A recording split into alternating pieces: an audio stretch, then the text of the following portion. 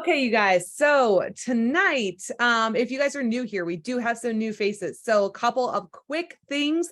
This is a really laid back call. This is, fun. It is meant for you guys to be able to learn something, to feel free to ask questions, feel free to put things in the chat. You can have your camera on, camera off. You can speak up, put it in the chat, forever hold your peace, whatever you may please.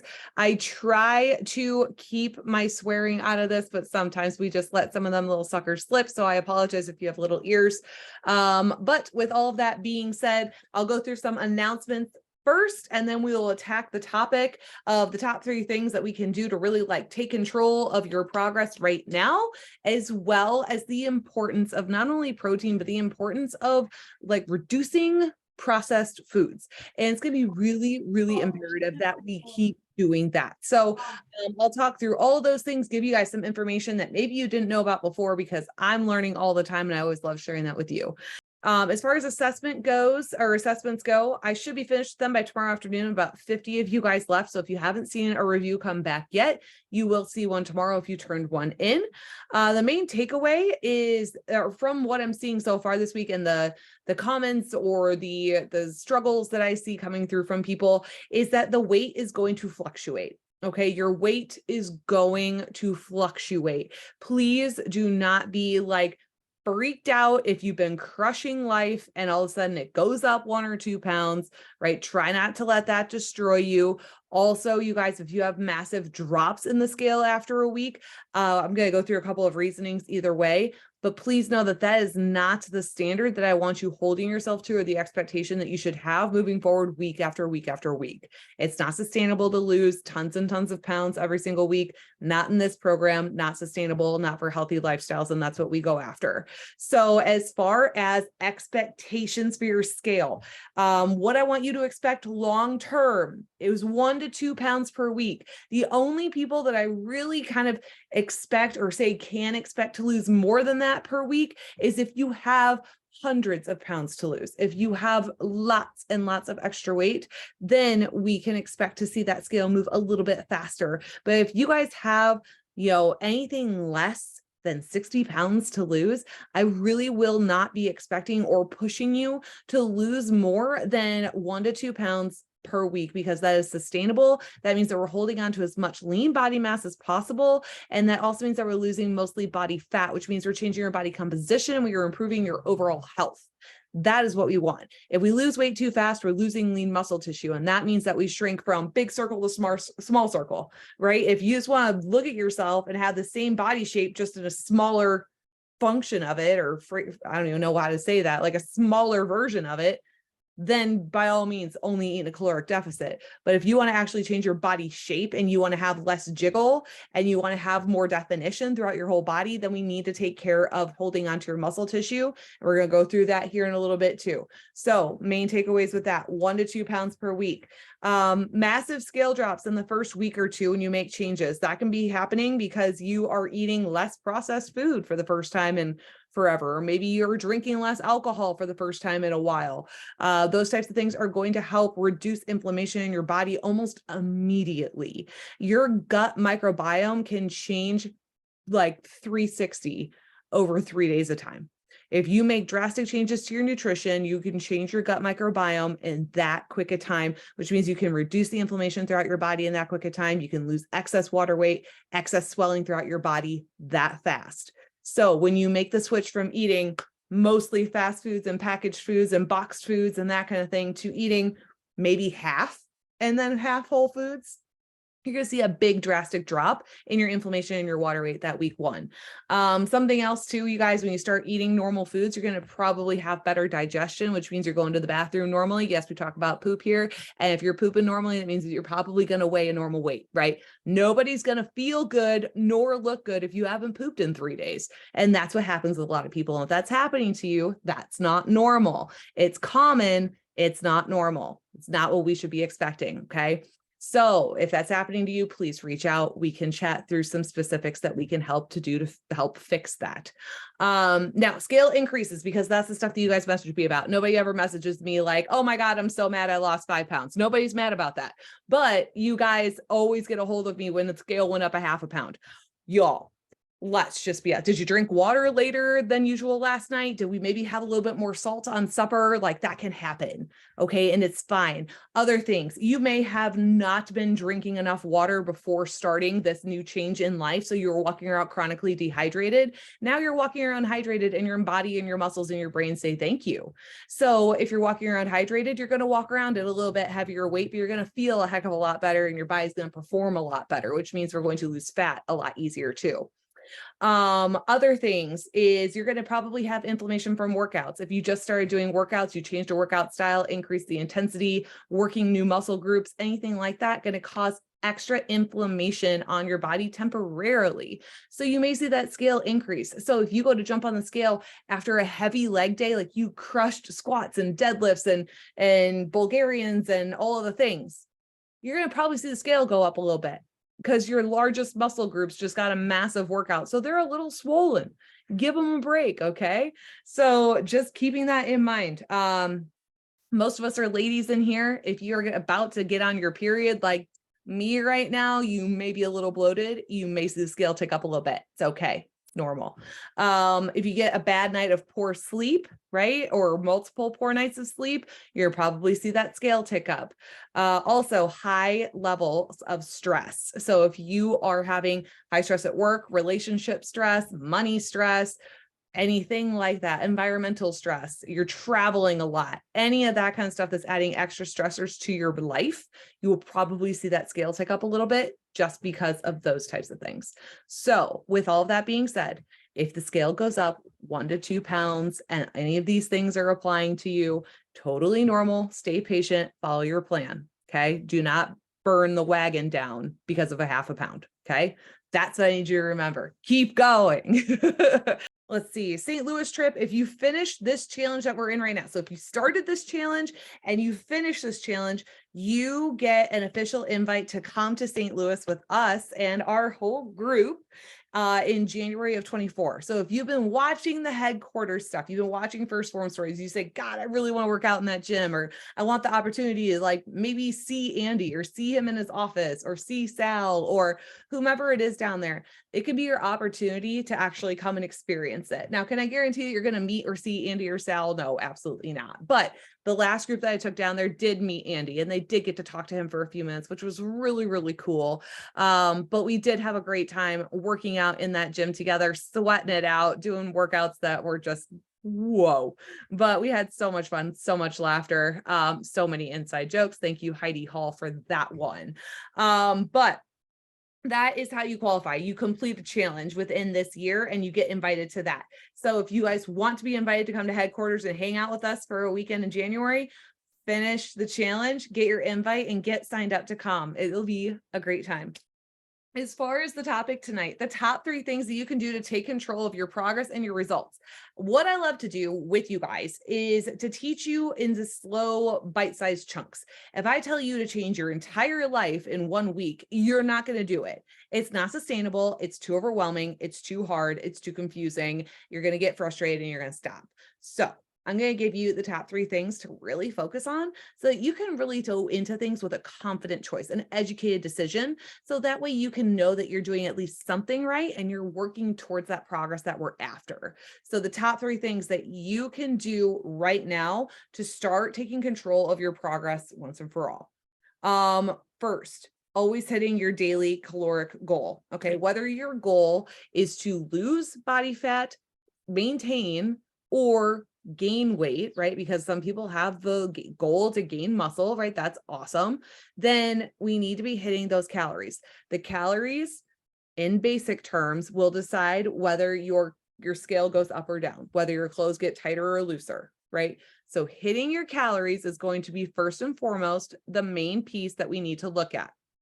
Now, 1,000 calories to 1,200 calories is not going to be enough for 99.9% of people that I work with.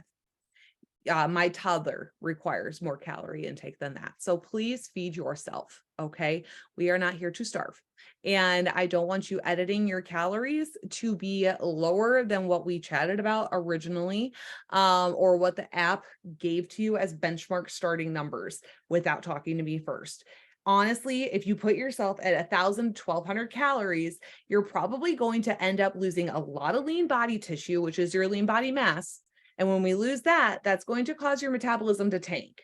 And when your metabolism tanks, then you can't sustain that 1,000 calories anymore. So you say, screw it, I've plateaued. It's clearly not working anymore. And we go back to eating pizza, beer, wings, and cookies all the time. Well, now you're going back up in the scale, but with only body fat. You're not gaining lean body tissue or muscle back when you gain that weight back. So now your metabolism's still in the shitter, but now you weigh just as much as you weighed before.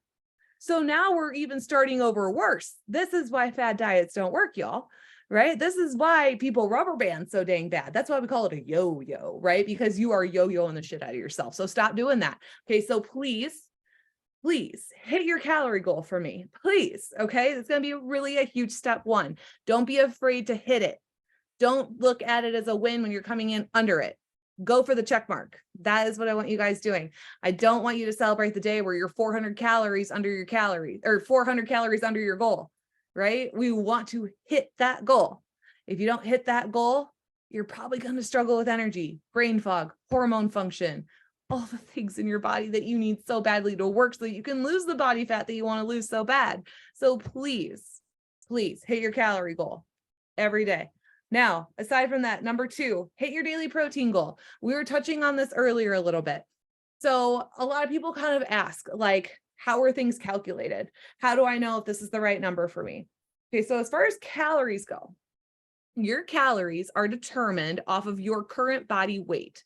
So if you have less than 60 pounds to lose, okay, it's calculated a little bit different if we have more than 60 pounds to lose. But if we have less than 60 pounds to lose, which is most of the people in here, we're going to take your current body weight and we're going to multiply it by 10, 11, or 12.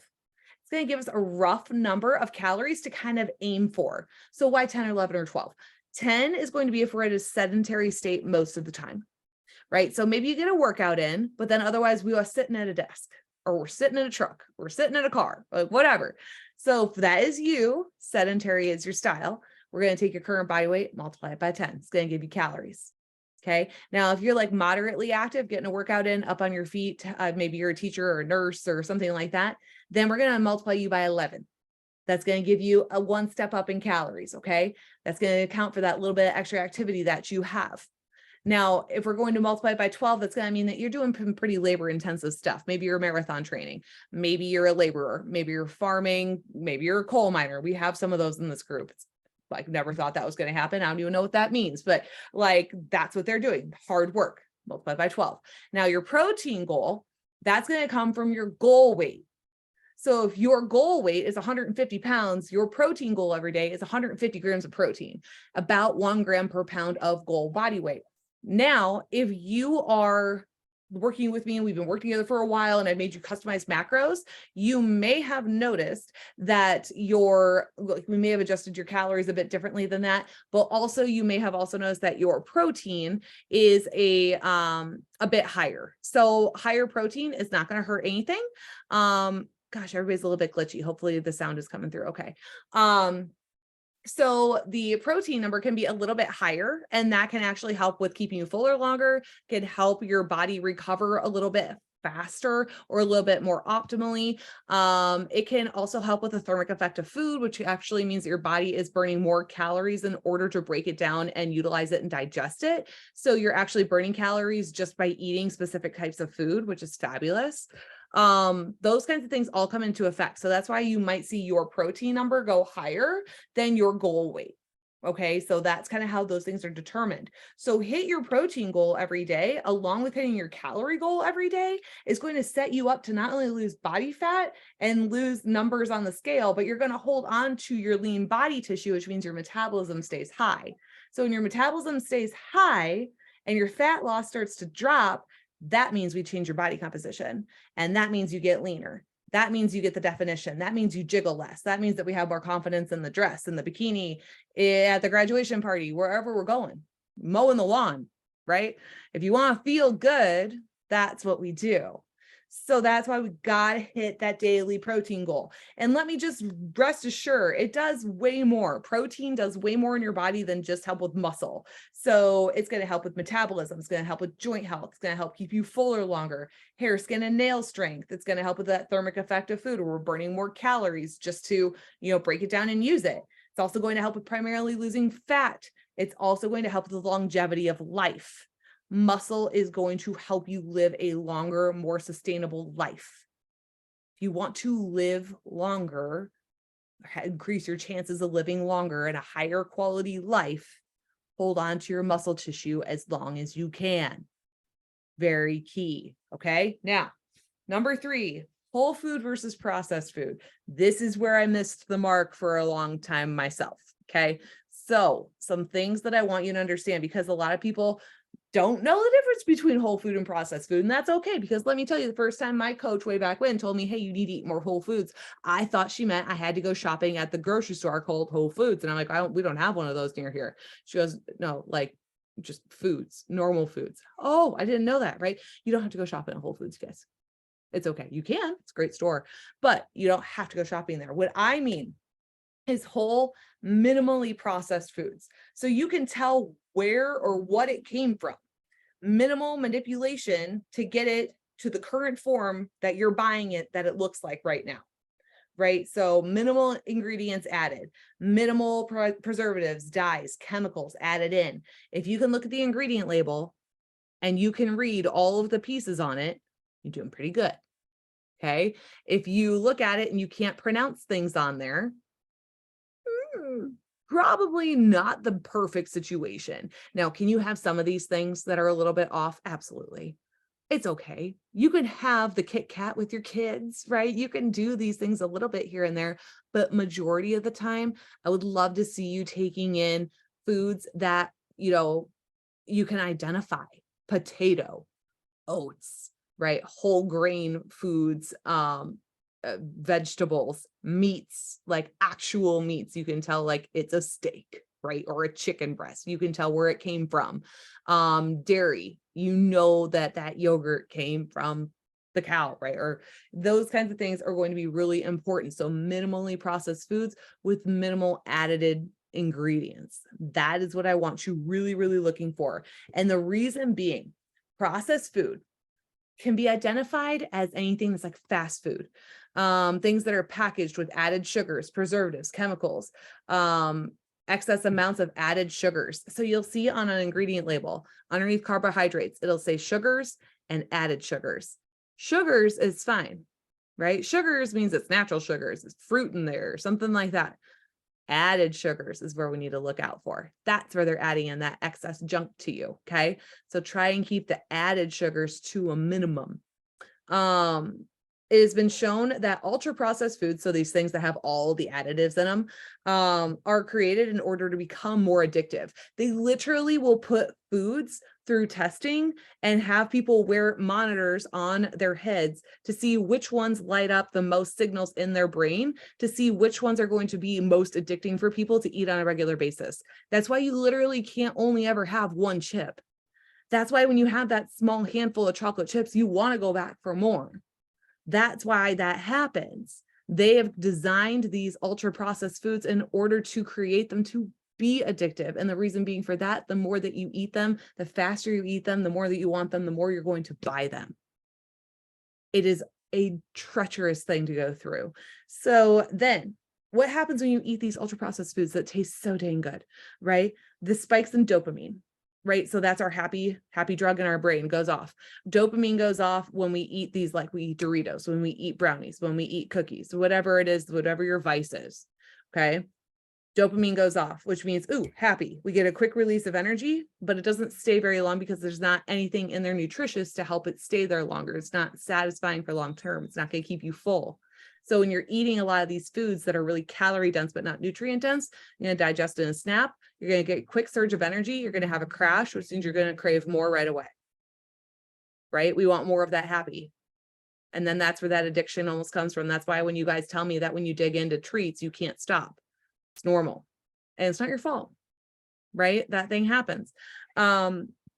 leaves you wanting and craving more and more. So then the excess sugars and additives are the more calories than your body can typically use at once, which leads to excess fat storage and tons of extra inflammation. Just like we were talking about earlier, you guys would see the big like scale drops within the first couple of weeks because you stopped eating the bag of Doritos every day, or you stopped eating the box of cookies every day because you cut those out because you were doing cleaner eating.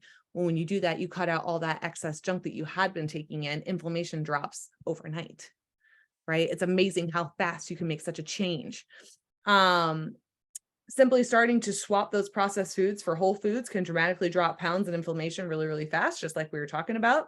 And then other benefits: clearer skin, stable mood, normal gut function, normal hormones, improved metabolism. The list goes on.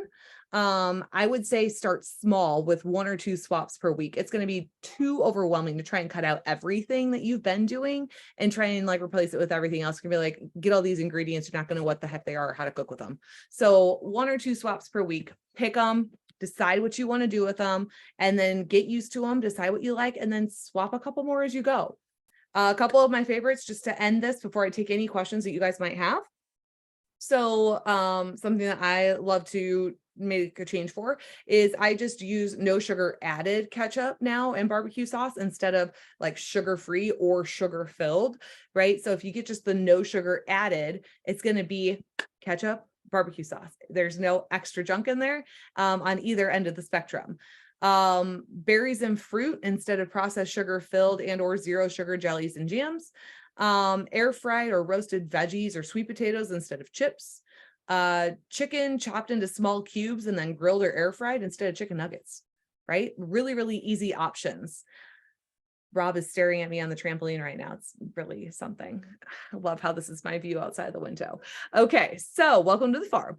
But that is what I have for you guys tonight. Small swaps, big changes. That's what you guys can do. So let me know, now that I've talked for the last 40-ish or 30 minutes, what questions do you have? And what can I help you with? I have a question.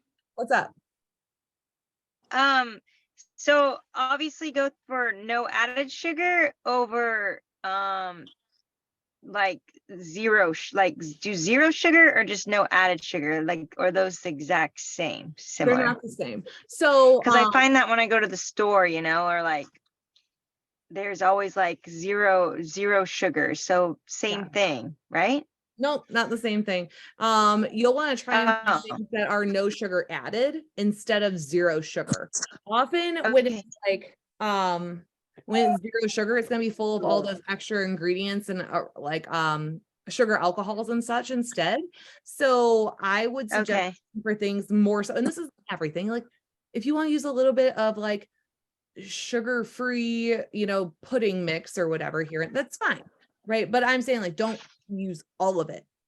So then like instead of doing sugar-free jelly, maybe you do no sugar added jelly, because the sugar that's in there is natural, right? So look at the nutrition label the next time. And if there's sugars, that's okay. That's going to add up to normal sugars, but if there's added sugars, so we have to start watching for that. Somebody asked, can you go over what supplements or products I should be using to pre-track or to pre and post workout? Do I need to track these? So as far as pre-workout and supplements, it's going to be up to you. You can work out fasted if you wish. That's not going to be a problem whatsoever. I actually work out fasted most days, so that's okay, but it's going to be up to you what you want to do. Now, if you feel like you have to have something in your system, if you're working out like right away in the morning, you're like drinking something on the way to the gym, going to work out within like an hour of waking up, then I would suggest doing a half serving of the post-workout stack as your pre-workout. So that's going to be Formula One and Ignition. And then after that workout, follow up again with a full serving for you.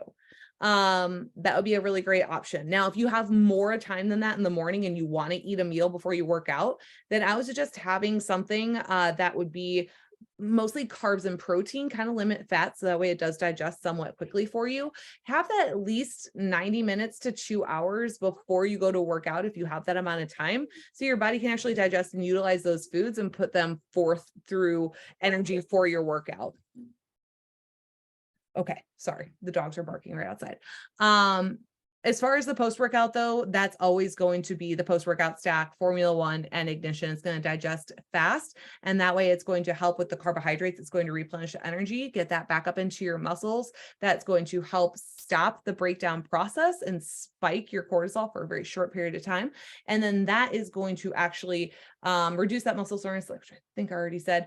And then the protein's actually going to shuttle with the ignition with it. And then that's going to get to work as far as the muscle rebuilding goes ASAP. So that way you give your body exactly what it needs to reduce soreness and improve retention and improve recovery a lot faster. A crazy little fact I learned on Capitol Hill, they were trying to change the dietary nutrition standards to show those sugar added items as healthier. Oh my God.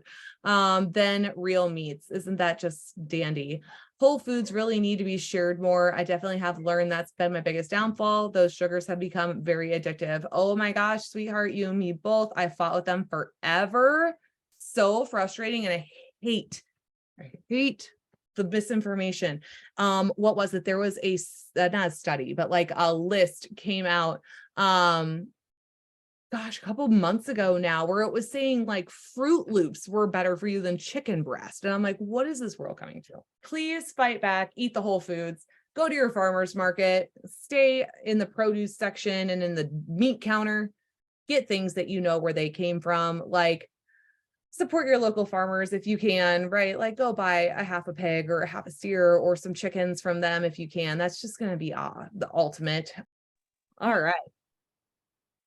Awesome, guys. Well, I'm sorry about my video cutting out a little bit, which I think I'm frozen again now. I will send this recording out to everybody so that way you have it, or to shoot me a message if you need it and I'll forward it on to you so you have it, and we will go from there. I hope you guys have a great night. I'll talk to you later.